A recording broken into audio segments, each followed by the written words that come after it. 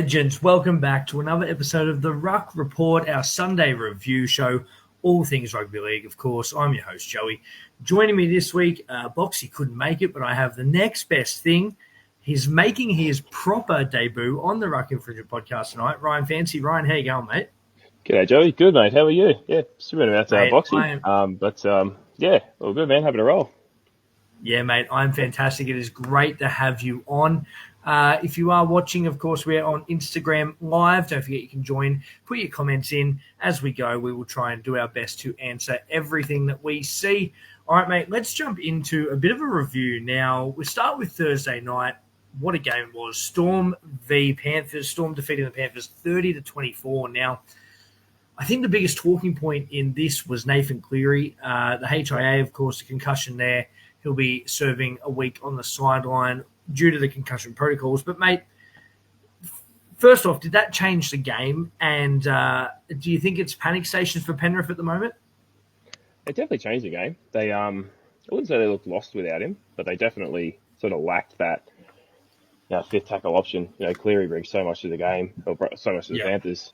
They definitely missed out in that regard. I think Luai would have been perfect there for, when Cleary's been out for the last few years. Coming up close to finals, Luai really takes the reins there. But, yeah, I think Jack Cole, though, he played pretty well. I can't knock him there. Gus Gould said it pretty well. He tweeted, Panthers didn't lose, they ran out of time, which, I think if the game was, if it was a 90-minute game, they definitely had him, but he got really close in the end, didn't he? He's become a bit of a puppet on Gus, hasn't he? Storm. Yeah, he does, yeah, big time, yeah. Full disclosure, I did tip the Storm, so I wasn't too disappointed there, but I know a few of my mates go to the Panthers, they've probably put the knives into me now, but it's okay. Nah, mate. It was a good game, regardless, it was a great watch, yeah. It'll be interesting, though, to see when Cleary's back, Dylan Edwards is back, how the Storm will handle him, and it'll be a completely different game. Definitely got that one penciled in the calendar already. What do you reckon? Yeah, absolutely, mate. I completely agree. I was actually really impressed with the Panthers' fight back to be down by, I think it was 14-0 at one stage, and to actually come back and at one stage be leading was just incredible. And I don't think Craig Bellamy was very happy. I know at the end you could see Munster went up to Grant, I think it was, and he was like, what the fuck? You could see that they were not happy that they let that go. So I don't think Bellamy would have been too happy. The spray that the boys probably would have copped this week would have been immense. I know that he's very good at that. So, look, I think you're right. I think Edwards and Cleary back in this side is probably a different ball game, isn't it? But I don't think it's panic station for Penrith yet. They have lost 2 on the trot, heading into a Rabbitohs team without those 2 stars. I still think they can get it done. It'd be interesting to where they go from here. But, mate, let's jump into our first Friday night game now. I don't really want to talk about this one too much, but it was the Wars against my Chooks. The Wars getting it done 14-6. Mate, this game, this team annoys me. As much as I love the Roosters, I was talking to you in our group chat, just saying how much I can't handle it. That they win against the reigning premiers one week, score 38 points against them, beat the reigning premiers with a reserve grade side, then come out against the Warriors and put on a dog shit performance like that. I just don't know. I know that, Watson obviously went off with that HIA just before halftime, which didn't help because he never came back on. And there was a few things like that. But it was Rob Toya for me. I love Rob Toya. He's a young guy coming through our centre, but it just was not his night. It was not his night on that right centre spot. A couple of passes that went out, a couple of drop balls, and that was sort of the case of the night. I don't know if it was very dewy in Mount Smart, but it just was not good there, mate. What'd you make of this game? It was a hard watch, yeah. One of the bludger game of the week, I reckon, yeah. It was a hard watch. A lot of drop balls, a lot of just mistakes that you wouldn't expect. Like you said, the Roosters, they were so good last week. I fully expected them to come out firing this week and take that momentum, that win from last week, especially with like blokes like Spencer Leniu were back. I thought he'd be huge, but he made an impact. But not enough to get over the wires, unfortunately. They weren't great, but they did look, just that bit better than the Roosters, unfortunately. For you guys, but it was, I said, not great watching, but it was, it is what it is, I mean, we go on to next week, don't we? So I think some positives out of that game. The Fahu White played front row, scored our only try. He was really good. I thought he ran through the middle quite well. And Fahu, they've been very high on this guy for a long time. Of course, he is a Kiwi as well. So in front of his home crowd, was awesome to see him get a meat pie there. But Warriors very good defensively. Now the Roosters had a lot of chances in their half, mate. I'll tell you one player who is going to be something in a couple by the end of the season, and that's Mark Nwanga. Now, that chip and chase he did, he almost regabbed it, just bobbled. If he had to regabber that was almost try of the year, mate. Tip that off, wasn't it? It looked great. I did see that on replay. I didn't see that one live, but yeah, I did manage to put the highlight, and that definitely made the highlight reel. And yeah, you're right. If he put that over the line, that would have been pretty good beside the year already, wouldn't it? I thought it looked fantastic. Oh, absolutely. Any comments for this game from anyone on Instagram? No. If you do have comments, throw them in. What did you make of the Warriors' performance, the Roosters, and, of course, Storm and Panthers that we spoke on before? I will keep checking those. But let's jump into our next Friday night game. It was the Brisbane Derby, the big brother against the little brother. The Broncos defeating the Cowboys 26-16. Now, I think for me, I was really impressed with the Cowboys. They've been poor the past 2 weeks. In this one, you could see that they were trying to make a statement. They came out strong against the Broncos, but, mate, just wasn't enough. No way. And yeah, you're right, though. Like, they were... I think I lost you there, Joey. I'll just keep talking. Someone's frozen. Potentially me. All good. I will continue on. If they look good. I'm back. Sorry, we just had a bit of a technical difficulty there. I don't know if it's you or me. I'm not too sure. Your face looked a bit frozen there. Yeah, Cowboys look good. Like, they were definitely better than they have been. Yeah, it would have been. I'm keen to see them get up and over the line. Like, they've always been up. The last few years they've been like the dark horse of the competition. They've been beginning to be known as, but yeah, unfortunately, still not good enough. I did expect the Broncos to do better as well. Like, they weren't perfect by any means either. Like that. The first half was a little bit dicey. A lot of drop balls again. But a big impact game, yeah. Like, it's always a great watch, though, the Queensland Derby. Both those teams always turn it on, and it's always a good game. And it definitely didn't disappoint, but yeah, I kind of expected a little bit more maybe from the Broncos. I thought they'd probably put the foot on the Cowboys' throat for a bit there, but yeah, they couldn't really capitalise, yeah. But it was the Reece Walshy show again, yeah, unfortunately. It wasn't like they really kind of make it all about poor old Walshy when he does the slightest mistake or he does like nothing that sort of fancies him. Like, he's the poor guy. He's the scapegoat now, isn't he? Poor Walshy. So it definitely became the Walshy show by the end of it when we were watching. Yeah, it was a good game though. Like, I can't complain on that. It was great. Yeah, it was, mate. That's what happens when you're a pretty boy. You would get the same things, mate. Being the pretty guy that you are, people just hate on you. It's just how it is. It's just how it is. But yeah. No. Walshy, like, look, I think against the Raiders last week had one of his worst games, and then you could see he was trying to get that form back in this game. Obviously, they got the job done in the end there, but I wouldn't say it was convincing. Mate, the Cows, though, I think we need to be worried. They're none from 3 to start the year. They're in some serious danger. I think Todd Payton's in some serious danger of getting the sack. This team, of course, full of rep stars. Jason Tamalalo was, Dally M Lock of the Year a few years back. Tom Dearden plays for Queensland. So they've got the talent there, but for some reason they are just not doing well this year. Yeah, I don't know what it is. Interesting times there. They've had a bit of a rough start too, haven't they? They've had like the Broncos obviously and the Sharkies the week before. Escapes me who they had round one, but they had a tough outing too in round one. Oh, Manly 42-12.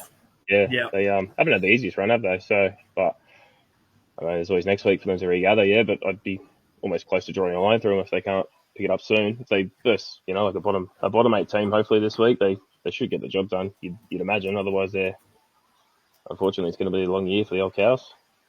You would hope so, but I think at the moment they are the bottom team. So the way it's going, it's not looking too good. So I don't know if they'll get a win anytime soon. But I mean, look, only time will tell. Let's jump into our first game of Super Saturday and what the game is for a while, can't we?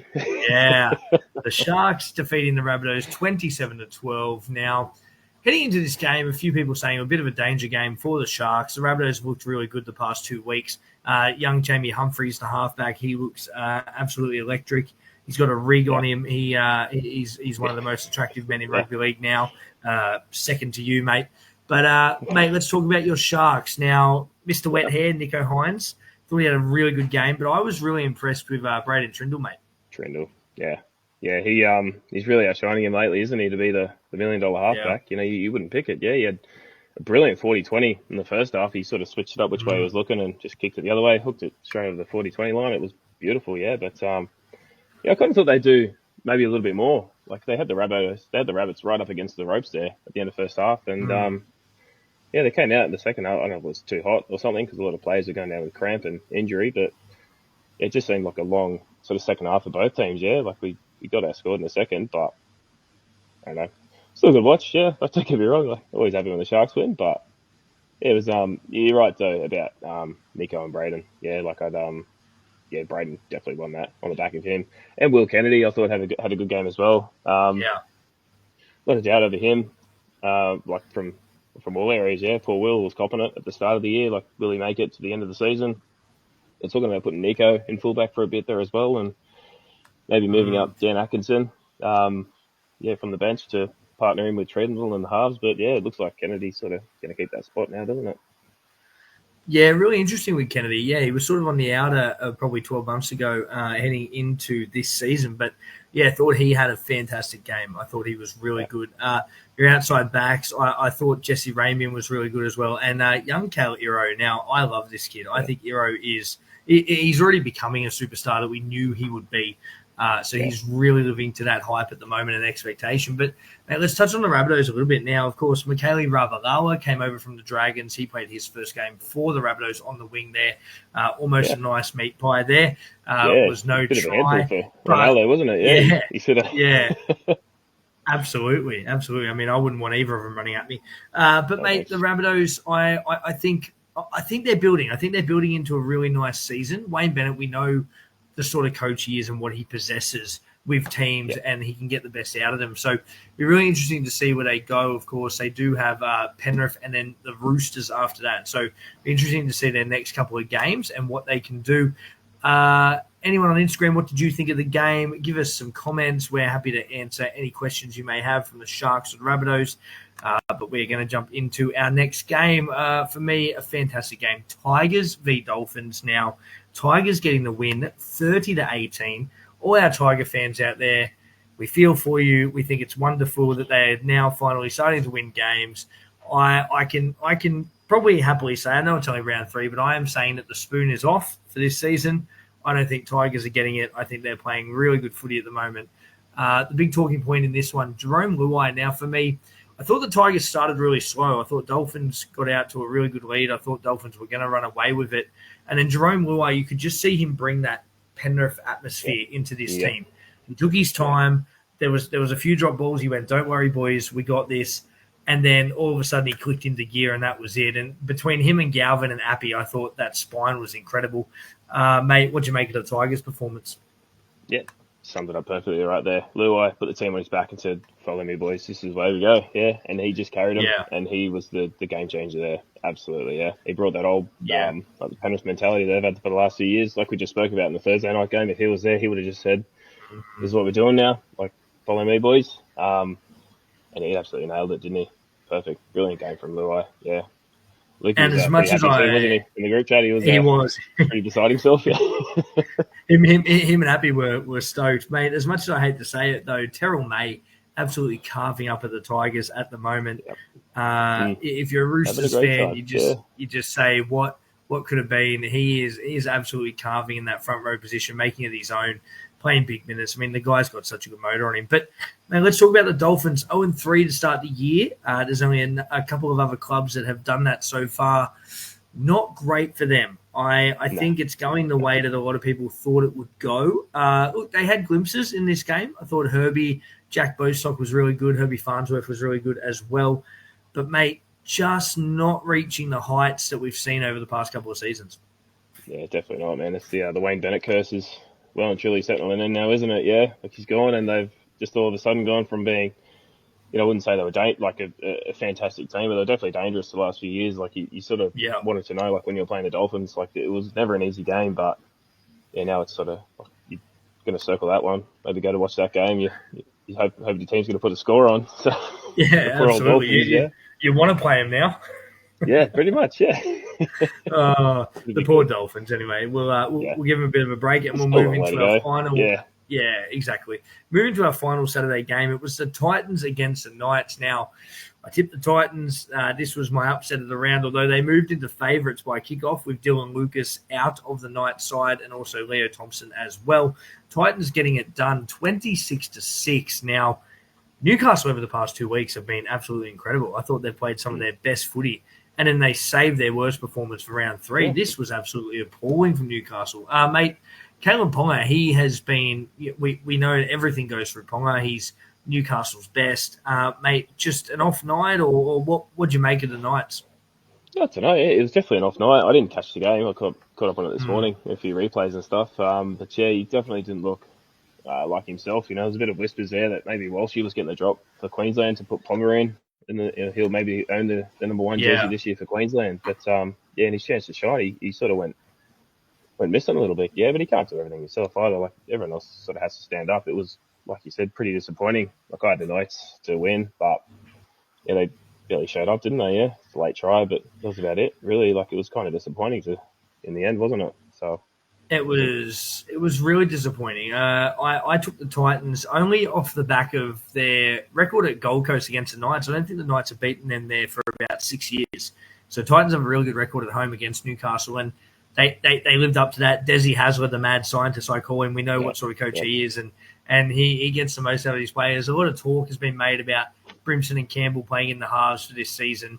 Where do you fit all these players? Keanu Kinney at fullback. But I think they're really starting to come into their own in this spine now, and it's really good to see Brimson playing off the back of Campbell. And Jaden Campbell, he was arguably the Titans' best in this game. Mate, we do have a quick comment on Instagram from CLZ, Pick Jerseys 95, and he wrote, some clubs that have taken a few Panthers players have improved, like the Doggies and the Tigers. Us Warriors still love James Fisher-Harris. That's exactly right. That's what we spoke a bit about in that Tigers game with Luai. I think coming from a system like Penrith, those teams are always going to improve. We've seen it at the Bulldogs. Stephen Crichton might not be the fastest guy. He might not be the best attacking weapon, but it's his voice around that team. It's the knowledge he can share with the playing group. This is how we did it at Penrith. And although the teams are slightly different, he can bring that level of professionalism. And I think that's where these guys really prosper. So thank you for the comments. Keep them going, guys. Bring them in. We love them.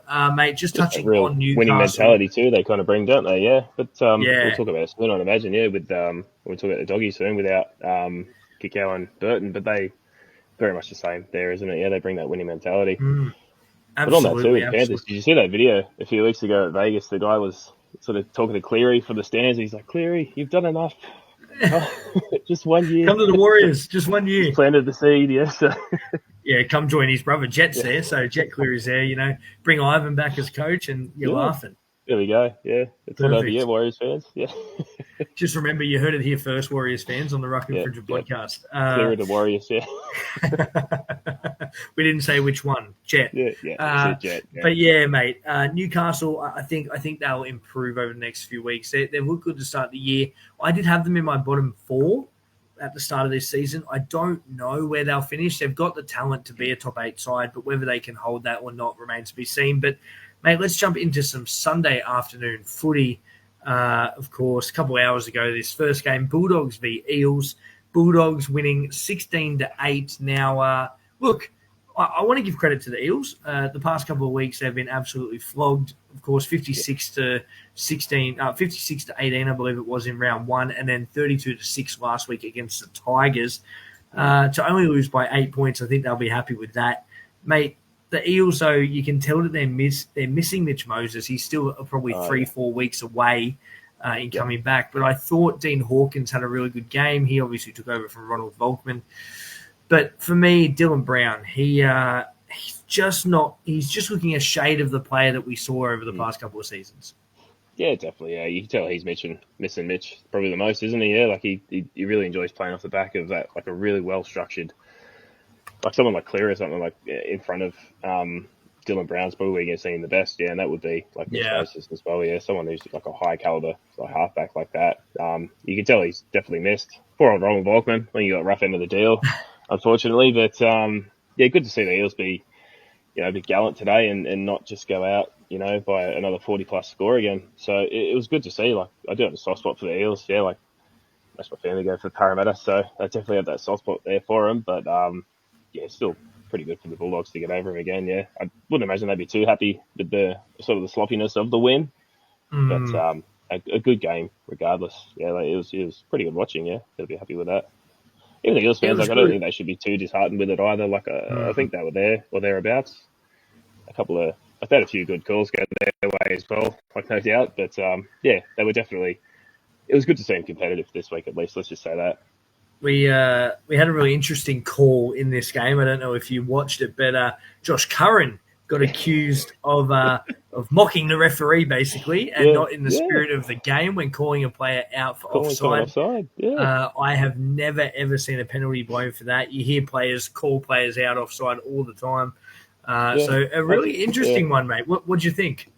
I had to watch it back. I wasn't too sure what was happening there. Like it's not in the spirit of the game. Like, what happened? And he goes, "Oh, he's impersonating the ref." And I'm like, "What does he mean?" Like, I didn't understand it the first time around. I sort of looked at it a couple more times, like granted, but it's just like, what was he thinking was going to happen? It's a good idea if it pays off, and I'm sure he's not the only one that does it. Like I'm sure it happens a lot, but yeah, it was just weird to see. Like even the ref didn't have a hand signal for it. Like not in the spirit of the game. He just sort of said, "Yeah, this is what it is, mate. That's a penalty." It was weird. Too bad. Sort of made the rule up on the spot. Very interesting one there. It was bizarre to see. Yeah, I don't think we'll see something like that for a while. But definitely not. It's definitely not the first time that's happened though. I'd imagine that happens quite a fair bit. Like a bit of. Oh, you see it. You see players all the time. You can hear them, and they're always caught. And the refs don't care. Like they just go whatever. Like if a ref thinks the player's offside, then they'll call it. But I've never heard a player calling it and then getting penalised for it. So interesting. But mate, you touched a bit defensive before. Line. Sorry, yeah, I think it's because he was in the defensive line, standing next to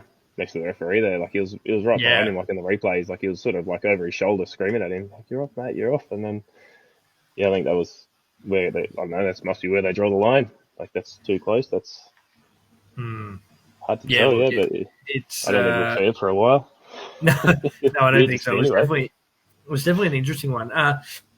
Quick shout out to CLZ, pick jerseys 95 again. He's written, Dylan Brown needs to get more involved. Ronald was better than Dylan before he got dropped, in my opinion. I completely agree. Excuse me again. I think that's what I was chatting about before with Brown just not being in the game. I think his headspace at the moment is on that Newcastle deal. $13 million. He's just licking his lips. He just can't wait to get out to the Hunter, which, look, is fair enough. But I think when you're contracted to a club for this year, your focus has to be on that club. And especially a team like Parramatta, like they haven't won a comp since 86. So for Parramatta fans, this is their team. This is their opportunity. They want Brown and Moses to be at their best. They want to win a comp like this. For Parramatta fans, it's been a long, long time. So I think Brown needs to start, getting his head back in the game. And we could be completely wrong. Like there could be other stuff going on. You never know. But from a fan's point of view, I completely agree. I think that's what it looks like. He also wrote, Para will look dangerous if they offload more. I agree. It was a lot of one-up running. I really love Jack Williams. I think Jack Williams brings so much grunt and experience to this team, but he's also got a good offload on him. And I think he's been really, really good for this Parramatta side so far. But, mate, look, that's enough talk about Parramatta. The Dogs getting it done there. And without Burton and Kickow was very, very solid. But let's jump into our final game of round 3. Only finished, 30 minutes ago or so. The Sea Eagles defeating the Raiders 40-12. Now, this was a tale of two halves. The first half, going into the break, Sea Eagles were up 30-0 at halftime. 30-0. So only scoring 10 points. Raiders actually beat them in the second half 12-10.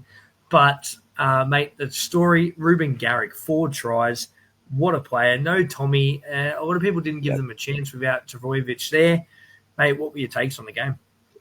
Yeah, you summed it up perfectly there. I didn't give them a chance either without Turbo. I think we both took Raiders, I think we were saying. It was hard. Like, the first half was just unbelievable. From the first 2 weeks we've seen out of the Raiders, I expected them to sort of turn up and and at least be challenging. But yeah, geez, man, Ricky would be absolutely fuming right now. Like, they were woeful that first half, and then I don't know what happened in the second half. Like whether Ricky got up in the in the halftime sheds there, and they come out and just played better, or what was happening there. But yeah, the first half was just, mate, you can't do that and expect to be like there at the end of the season. Like they can't play like that. No. That first half was shocking. Like they had nothing going for them. They couldn't hold the ball. They had a bit of possession. Every time they didn't do anything with the ball. It was just a hard watch for poor Raiders fans. That first half. But yeah, the second half was signs of what we've seen the first 2 weeks anyway. Maybe it was just a hiccup. Hopefully, late Sunday night, travelling up to Manly there. But bad day for a Raiders fan. It was, mate. It was, and I think the Raiders fans and the team will be disappointed because they've had two really good games. Of course, they beat the Wires in Vegas and then beat Broncos last week in Canberra, which was arguably probably their win of the season. And then to come here against Manly off the highs of that win and to put on a performance like this was just poor in my opinion. I just think people would have expected a lot more considering how they've played over the past couple of weeks. I think you're right. I think Sticky.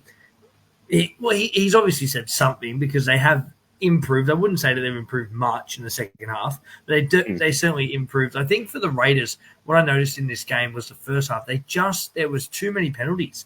They just kept giving away penalties to Manly, and Manly got up the field so easily. I mean, Bullimore scored a double. He scored tries in about 3 minutes apart from each other. So they just gave away too much penalties, too much possession to the Seagulls. And we know the sort of team Manly are. You can't give DCE that much possession because he will make you pay. The guy's 36, but he's still playing like he's 21. So, I think for Manly, it's been interesting because we saw how they played against the Warriors last week, losing that game, and everyone went, okay, what's going on here? But look, it's early days. Who knows where both these teams are going to end up? I think for me, I can see Manly still increasing. I think they're gonna be around the top 8. Raiders, I think, just miss out. But it'd be really interesting to see. If there are any comments, please throw them in from this game, what you liked, what you didn't like, anyone that you thought stood out, who didn't stand out. Injury news from this game, Paseka has ruptured his ACL, I believe. His Achilles, and he's gone for the season. So that's massive news there for Manly. So already Tommy is 50-50. Now they've got Paseka, who is, arguably one of their best front rowers. He is now gone with that ruptured Achilles, which does not look good at all. But, mate, that's really it for the Ruck Report this week. Thank you to everyone for tuning in. Thank you for your comments. This will also be up on YouTube to watch as well. Until next time, though, that's Ryan. I'm Joey. Be good.